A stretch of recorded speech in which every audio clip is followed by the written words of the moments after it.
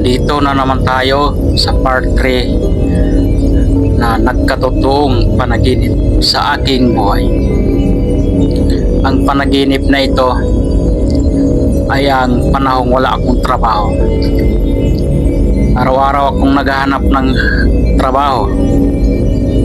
At sa gabing iyon, nanaginip ako na nakita ko ang mga tao na tumatawid sa tulay ng mga buong puno ng kawayan.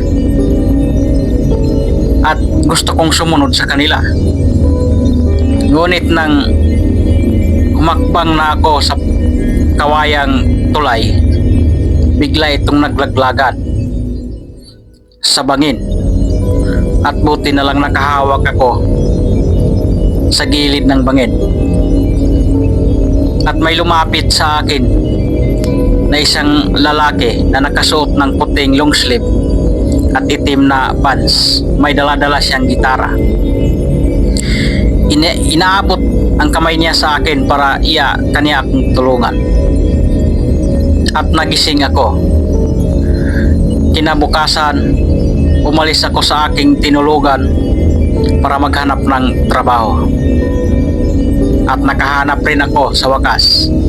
May nakita akong isang number sa telepono na nilagay sa gilid ng kalsada. Tinawagan ko ito kasi kailangan sila ng helper ng paggawaan ng donut. Pinuntahan ko agad at kinamayan ako ng may-ari.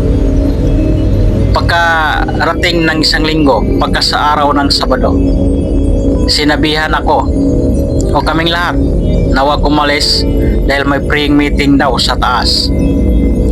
Pag-akyat ko doon, laking gulat ko na ang nakaupo sa upuan ay isang nakalungsib ng puti, nakaitim ng pants at may dalang gitara.